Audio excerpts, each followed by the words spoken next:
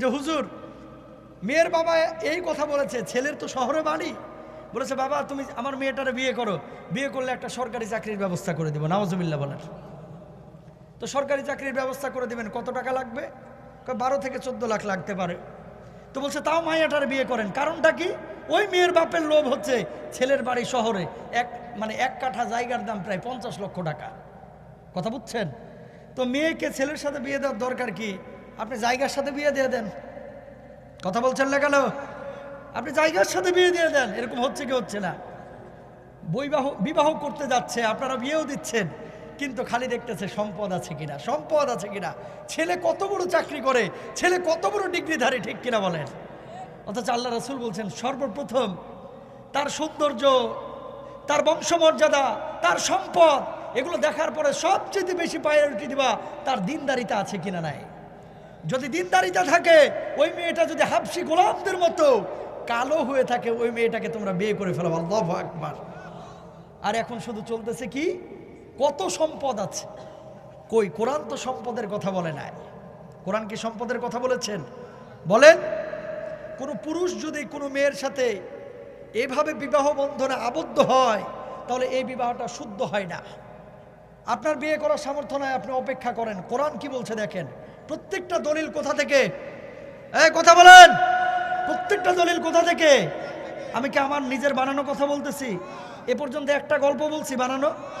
হরিণীর গল্প, গাছের গল্প, মাছের গল্প, কাসিমের গল্প একটাও বলি নাই।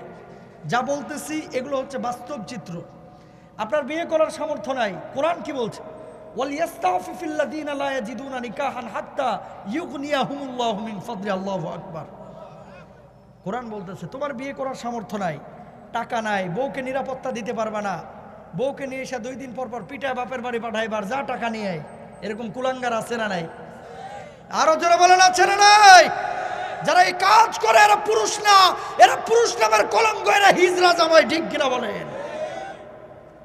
এগুলোর সাথে মাইয়া বিয়ে দিবেন না। আগে খোঁজ নিবেন ছেলে নামাজ পড়ে কিনা।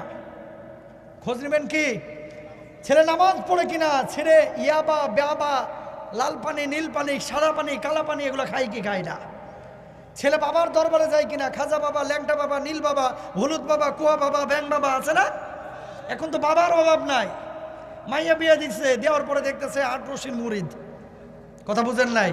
পড়ছে এখন ফাটা বাসের চিপায়, হুজুরের কাছে দৌড়ে আস, হুজুর কি করবো, দুইটা তো 2 প্রান্তে চলে গেছে। আমি করি তাবলিগ, আর মাইয়ার জামাই করে এখন 8 রশি। কথা বুঝেন নাই? এরকম ঘটনা ঘটে কি ঘটে না? আরো জোরে বলেন। টাকা পয়সা দেখার আগে দেখবেন কি, টাকা পয়সা দেখার আগে দেখবেন ও দিন মানে কিনা, ও নামাজ পড়ে কিনা, ও কোরআন পড়ে কিনা, ওর বাপ মা কেমন, ওর বংশমর্যাদা কেমন, ঠিক কিনা বলেন? আল্লাহ রাসূল পুরুষের 6টা জিনিস দেখে মাইয়াদেরকে বিয়ে দিচ্ছেন। কয়টা? সব সময় আলোচনা হয় মেয়েদের কি দেখে বিয়ে করবা, মেয়েদের কি দেখে বিয়ে করবা। কে মেয়েরা বিয়ে করবে, মেয়েদেরকে বিয়ে করবেন, মেয়েরা বিয়ে করবে না? 6টা গুণ থাকা লাগবে। কয়টা? আরো জোরে, কয়টা? মনে থাকবে তো? কি কি? ওসমান রাদিয়াল্লাহু তাআলা আনহুকে 2 কন্যা দিয়েছে আল্লাহ। কয় কন্যা? কয় কন্যা? একসাথে না, আবার একসাথে বিয়ে করা কিন্তু 2 বোনটা হারাম। আর এখন তো মাশাআল্লাহ শালীরে নিজের বউই মনে করে। নাউজুবিল্লাহ বলেন। আর দেবর ভাবির সম্পর্ক তো এখন মাশাআল্লাহ, কয় বড় ভাবি আমার বড় মায়ের মতো। রাগ তোর মায়ের মতো, ঘোড়ার ডিম। আলহামু কাল মাউত। যেখানে আল্লাহ রাসূল বলছে দেবর হচ্ছে মৃত্যুর মতো, সেখানে আপনি যদি বলেন মার মতো, তাহলে আপনি একটা আস্ত মুনাফিক, ঠিক কিনা বলেন? নবীর কথা সত্য না আপনার কথা সত্য? আজকে সমাজে পরিবর্তন নাই, সমাজে পরিবর্তন নাই। ওসমান রাদিয়াল্লাহু তাআলা আনহুর 2টা জিনিস দেখে আল্লাহ রাসূল 2 কন্যাকে বিয়ে দিয়েছেন। 1 কন্যা মারা যাওয়ার পর আরেক কন্যারে তুলে দিয়েছে। কয়টা জিনিস? 1 নাম্বার হচ্ছে তার তাকওয়া, পরহেজগারিতা। 2 নাম্বার হচ্ছে তার হায়া, লজ্জাশীলতা। আল্লাহু আকবার বলেন। ম্যাক্সিমাম যুবকরা দাঁড়ায় দাঁড়ায় মুরব্বীদের সামনে এখন অনেকে সিগারেট খায়, আছে না নাই? রাস্তার ধারে দাঁড়ায়া হুন্ডা বা বাইক রেখে খাড়ায় পেশাব করা শুরু করে, আছে না নাই? এগুলো কি ভালো কাজ? এগুলো কি হায়ার কাজ? এগুলো হচ্ছে বেহায়া, ঠিক কিনা? দাঁড়া দাঁড়া রাস্তার ধারে চেন খুলে পেশাব করা, এটা মানুষের চরিত্র না, এটা হচ্ছে একেবারে হায়াওয়ানাতের চরিত্র, ঠিক কিনা বলেন? এগুলো কুকুর করতে পারে, জানোয়ার করতে পারে, মানুষের স্বভাব এটা হতে পারে? জোরে বলেন। তাহলে কয়টা? 1 নাম্বার তার তাকওয়া, 2 নাম্বার হচ্ছে তার লজ্জাশীলতা। আল্লাহ রাসূল দুই কন্যারে দিয়ে দিয়েছে, সুবহানাল্লাহ। আল্লাহ রাসূল বলেছেন ছেলের দিনদারিতা দেখবা। আল্লাহ রাসূল বলেছেন ওই ছেলে পারিবারিক নিরাপত্তা কতটুকু দিতে পারবে যাচাই বাছাই করবা। অনেকে মুরব্বীরা বলতেছে হুজুর আমরা তো বিয়ে শাদী কত আগেই করে ফেলছি, এই সব হাদিস এখন শুনে লাভটা কি? আপনার নাতি নাতনি আছে না? এই কথা বলেন না যে আছে না নাই? এগুলো জানেন, কাজে লাগবে। এগুলো মাহফিলে আলোচনা হয় না, জুমা আলোচনা হয় না। কেন হয় না? কারণ আছে অনেক কিছুই। হুজুরদের অনেক সময় মুখ আটকে রাখা হয়, মুখে লাগাম দেওয়া হয়। আবার অনেক সময় হাগামুতার আলোচনা করতে করতে 3 বছরের সব খুতবা শেষ। কিভাবে বাথরুমে ঢুকবেন আর বাইরে হবেন? কথা বুঝেন নাই? আমাদের আলেমদের কাছে রিকোয়েস্ট করব, যখনই যে ধরনের প্রবলেমগুলো হবে আপনি গবেষণা করেন, সেগুলো নিয়ে আলোচনা করেন। আপনার সুর দেওয়ার দরকার নাই, আপনার জমানোর দরকার নাই।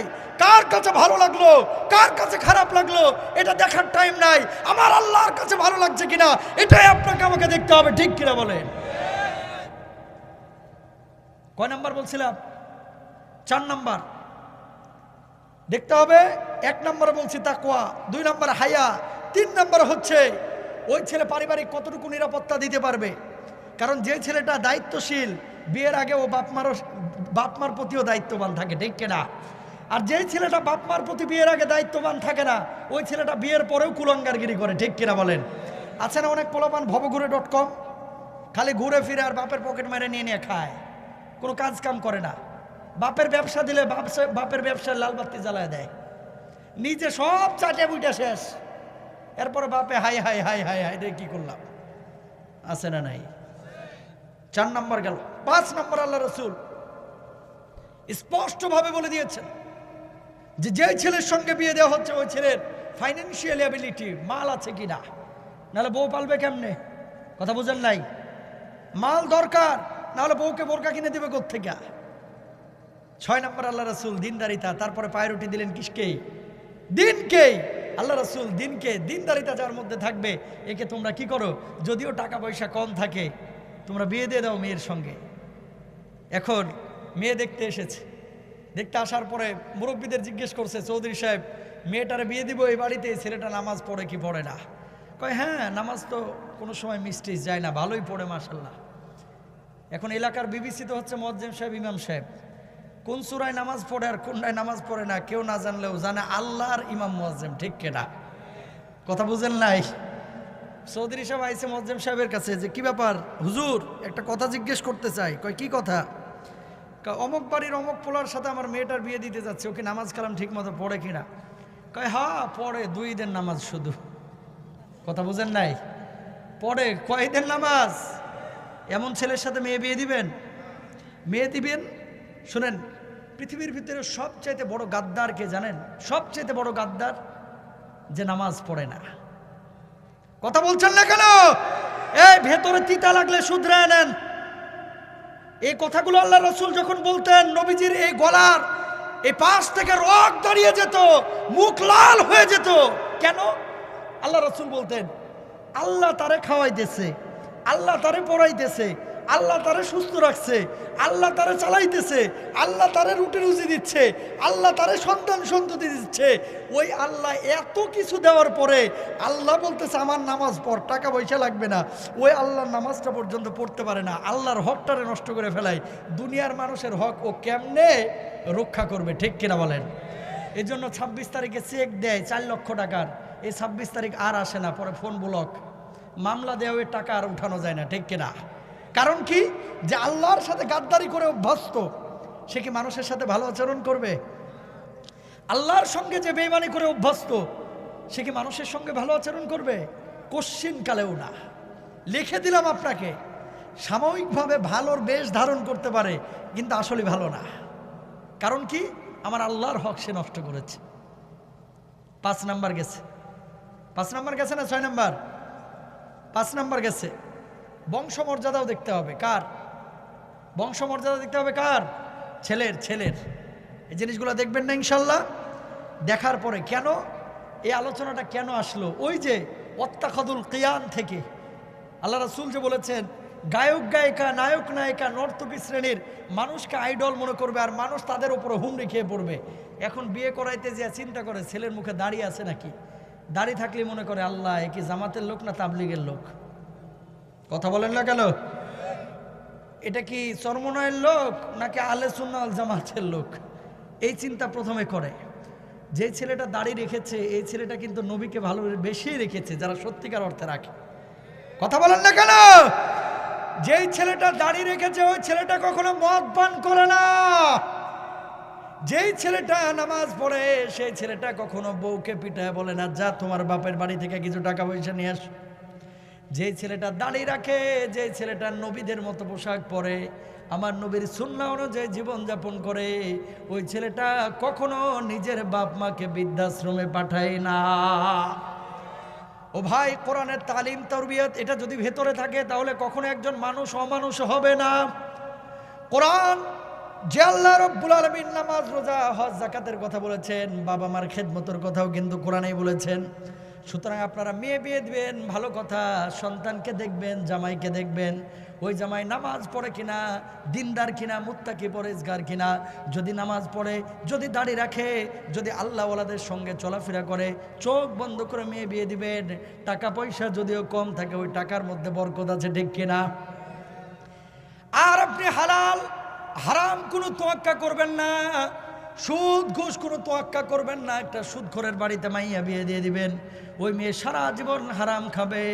ওর পেটের মধ্যে যে বাচ্চা আসবে ওই বাচ্চাটাও কিন্তু হারামই খেয়ে খেয়ে বড় হবে, ঠিক কিনা?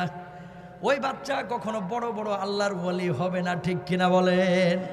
কারণ হারাম খেয়েছেন আপনি। আপনার পেট থেকে, আপনার বউয়ের পেট থেকে যে বাচ্চা হবে, জীবনটাকে হারামের সাথে কাটিয়ে দিলেন।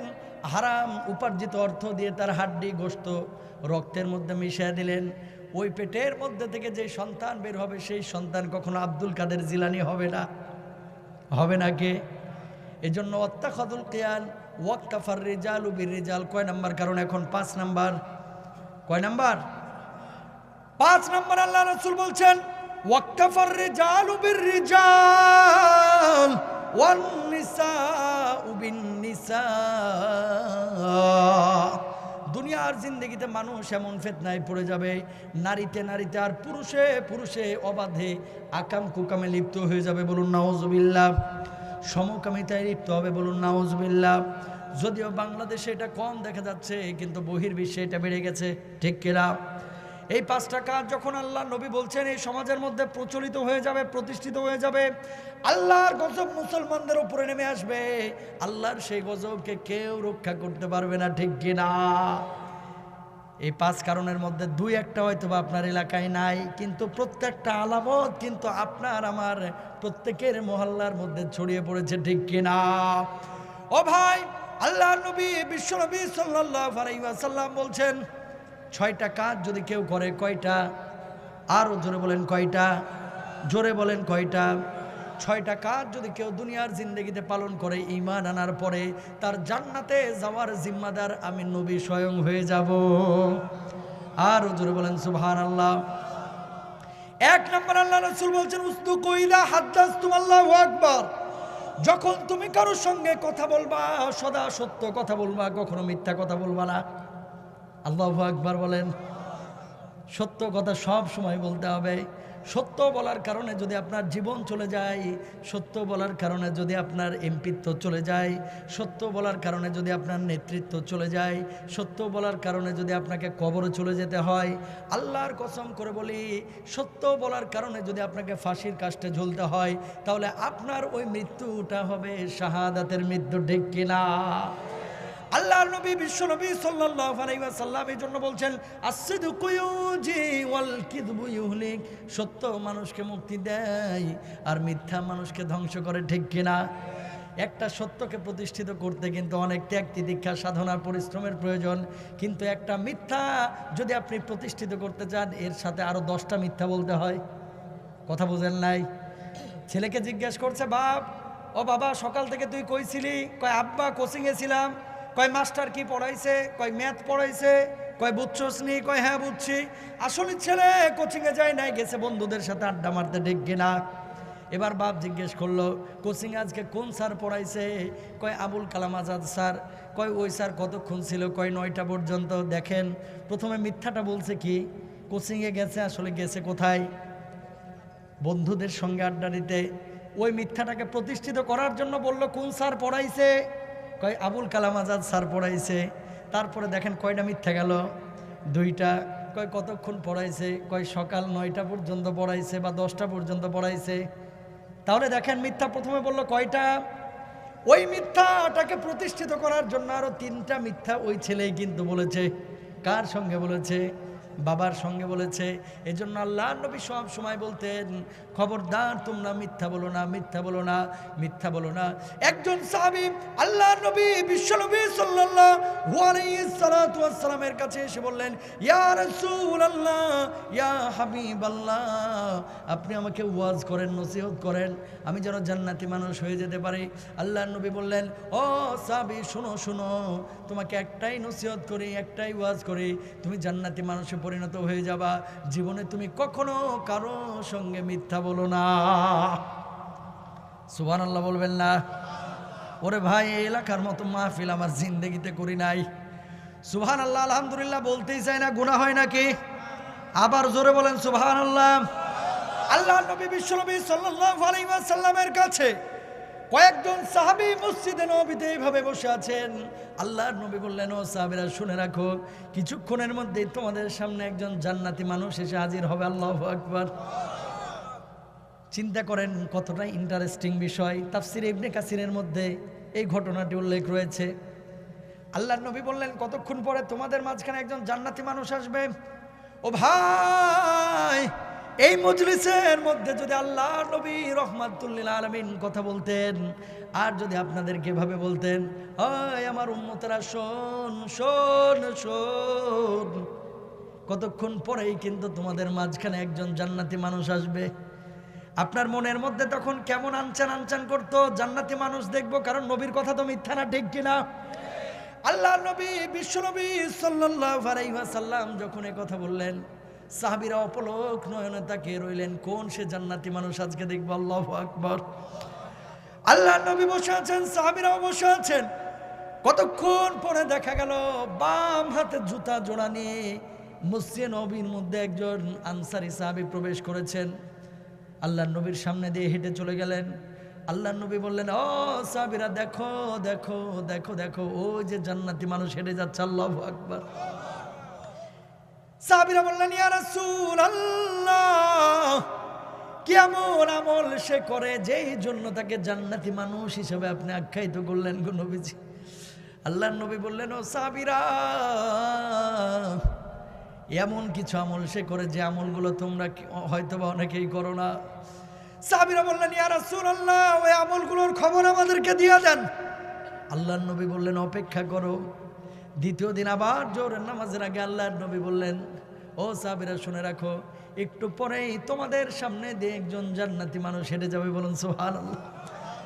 সাহাবীরা বললেন, ইয়া রাসূলুল্লাহ, জান্নাতি মানুষ তো আজকেও যে হেঁটে যাচ্ছে আমরা দেখতে পাচ্ছি, কালকের জন্য নাকি?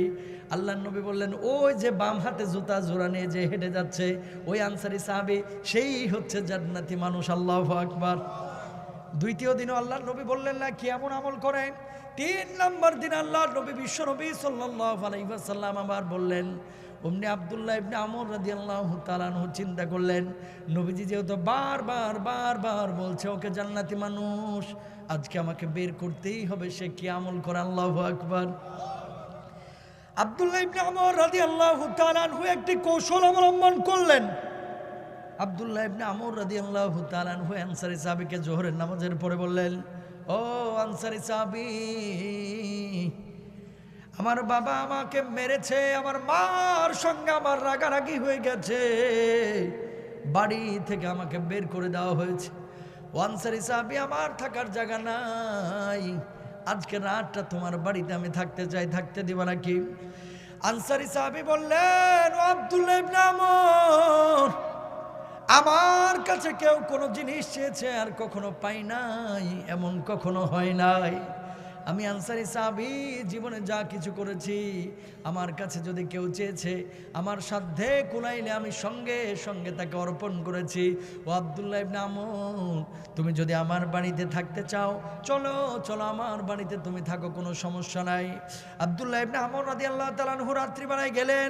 মূলত আব্দুল্লাহ ইবনে আমর রাদিয়াল্লাহু তাআলা আনহু তার বাড়িতে গেছেন। আসলে তার বাপের সঙ্গেও রাগারাগি হয়নি, মার সঙ্গেও রাগারাগি হয় নাই। দিনের বেলায় ওই সাহাবী যত আমল করেছেন সব আমলগুলো প্রকাশ্যে, যে আমলগুলো তারা করে সে আমলগুলোই করেছে। উনি দেখতে চেয়েছেন রাত্রি বেলায় ওই আনসারী সাহাবীকে আমল করে, ওই আমলগুলো আমরা প্রত্যেকেই করব আর প্রত্যেকেই জান্নাতে চলে যাব। আল্লাহু আকবার। কৌশল অবলম্বন করলেন আব্দুল্লাহ ইবনে আমর রাদিয়াল্লাহু তাআলা আনহু। রাত্রিবেলায় বারবার খেয়াল করছেন উনি কোন কোন আমল করছেন। রাত্রিবেলায় কখনো কখনো দেখলেন তিনি তাহাজ্জুদের নামাজ আদায় করছেন, কখনো দেখলেন সিজদার মধ্যে লুটা হাউমাউ করে কান্নাকাটি করছেন, আবার কখনো দেখলেন উনি দাঁড়িয়ে দাঁড়িয়ে আল্লাহ রাব্বুল আলামিনের পবিত্র কালামুল্লাহর তেলাওয়াত করছেন, কোরআন তেলাওয়াত করছেন। সকাল হয়ে গেল, আব্দুল্লাহ ইবনে আমর নতুন কোনো আমল পেলেন না। যে আমলগুলো ওই সাহাবী করছেন আজকেও করলেন, ওই আমলগুলো তো তারাও আগে কোথেকেই করতেন। আল্লাহু আকবার বলেন। সকালবেলা আব্দুল্লাহ ইবনে আমর রাদিয়াল্লাহু তাআলা আনহু আনসারী সাহাবীকে বললেন, ও আনসারী, তোমার ব্যাপারে আল্লাহ রাব্বুল আলামিনের রাসূল একদিন না, 2 দিন না, 3 দিন পর্যন্ত জান্নাতি জান্নাতি জান্নাতি বলে ঘোষণা করেছে। আসলে আমি তোমার বাড়িতে আজকে যে রাত যাপন করলাম, আমার বাপ আমাকে মেরে তাড়িয়ে দেয় নাই, আমার মা আমাকে মেরে তাড়িয়ে দেয় নাই। আমি মূলত এই রাত্রিবেলায় সময় দেখতে চেয়েছি তুমি কি এমন আমল করো যে আমলের কারণে আল্লাহর নবী তোমাকে জান্নাতি ঘোষণা করেছে। ও আনসারী সাহাবী, নতুন কোন আমল তো আমরা পেলাম না। কি এমন আমল করো একটু বলবা নাকি? ওই আনসারী সাহাবী বললেন, 2টা আমল আমি করি, যে আমলটা হয়তো বা তোমরা করো না। এই 2টা আমলের কারণে আল্লাহর নবী আমাকেও বলেছিলেন অনেক দিন আগে তুমি জান্নাতি। আল্লাহর নবী বললেন তোমাকে জান্নাতি হিসাবে স্বীকৃতি দিয়েছেন, এই জন্যই জানতে চাচ্ছি তোমার কাছে তুমি কি এমন আমল করো। ওই আনসারী সাহাবী বললেন, আব্দুল্লাহ ইবনে আমর, আমি 2টা আমল বিশেষভাবে করি। 1 নম্বর আমল হচ্ছে আমি জীবনে কখনো কোনো মানুষের সঙ্গে ধোঁকাবাজি করি না। কারণ কি? আল্লাহর নবী বলেছেন, মান গশানা ফালাইসা মিন্না, যে ব্যক্তি আমার উম্মতকে ধোঁকা দেয়, আমাদেরকে ধোঁকা দেয়, সে আমার দলভুক্তই না। কথা বলেন না কেন? 2 নাম্বার একটা আমল করি, এই আমলটি হচ্ছে আমি কখনো কোনো মানুষকে হিংসা করি না, আমি অহংকার করি না। আল্লাহু আকবার। এবার আপনি চিন্তা করে দেখেন আপনার মধ্যে এটা আছে না নাই? ধোঁকাবাজি মানুষ এখন বেশি করে না কম করে? আরো জোরে বলেন, বেশি না কম? হিংসা অহংকার বেশি করে না কম করে? অবশ্যই বেশি করে। দুনিয়ার জিন্দগিতে একটা মানুষ উপরের দিকে উঠছে, কেমনে আরে নিচে নামাইতে হয় তাই না, এই তরিকা বেশি ভালো জানে। কথা বুঝেন নাই? একটা মানুষ উপরের দিকে উঠছে, আরে কেমনে পা ধরে টাইনা নিচে নামানো যায়, এই তরিকা কিন্তু ভালোভাবে জানে। কিন্তু একটা মানুষ উপরের দিকে উঠুক, উপরের দিকে উঠলে আল্লাহ রব্বুল আলামিন তাকেই তো উঠাচ্ছেন, নাকি আপনি উঠাচ্ছেন? এটা সহ্য করতে পারে না, ঠিক কিনা বলেন? এলাকার মধ্যে অনেক সময় এমন ঘটনা ঘটে যায়, নিজের একটু স্বার্থকে উৎসর্গ করলে কিন্তু সব মানুষগুলোর কল্যাণ হয়। 1.5 ইঞ্চি 2 ইঞ্চি জায়গা যদি ছেড়ে দেয় তাহলে সমস্ত এলাকার মানুষ খুব আরামের সঙ্গে হাঁটাচলা করতে পারে, হয় কি হয় না? এরকম হয় কি হয় না? কিন্তু 2.5 ইঞ্চি 3 ইঞ্চি 1 হাত 1.5 হাত জায়গা ছাড়তে রাজি না। আল্লাহকে সম্পদ দিছে কয়েক বিঘা, মনে করেন আপনাদের এলাকায়, 1.5 হাত জায়গা ছাড়তে চায় না, বেড়া দিয়ে ঘিরে দেয়। মানুষজন 3 কিলোমিটার রাস্তা ঘুরে রাস্তা পার হয়। আছে না নাই? আল্লাহর নবী বলছেন না, ও প্রকৃত মুসলমান না। প্রমাণ কি? প্রমাণ আপনি বলেন, প্রমাণ কি? কোরআনের একটা আয়াত আল্লাহ রাব্বুল আলামিন বলছেন, ওয়ায়ুসিরুনা আলা আনফুসিহিম ওয়ালাউ কানা বিহিম খাসাসা। আল্লাহু আকবার। আনসারী সাহাবীদের একটা গুণ ছিল, যে গুণটা আপনার এলাকার মানুষের মধ্যে যদি থাকে, আমার এলাকার মানুষের মধ্যে থাকে, তাহলে এই এলাকাটা সাধারণ কোনো এলাকা থাকবে না, এই এলাকাটা হয়ে যাবে মাদানী এলাকা। আল্লাহু আকবার। এই গুণটা কি? যে গুণের ব্যাপার আল্লাহ রব্বুল আলামিন কোরআন আয়াত নাজিল করে দিয়েছেন। আল্লাহ রব্বুল আলামিন বলছেন ওয়ায়ুসিরুনা আলা আনফুসিহিম ওয়ালাউ কানা বিহিম খাসা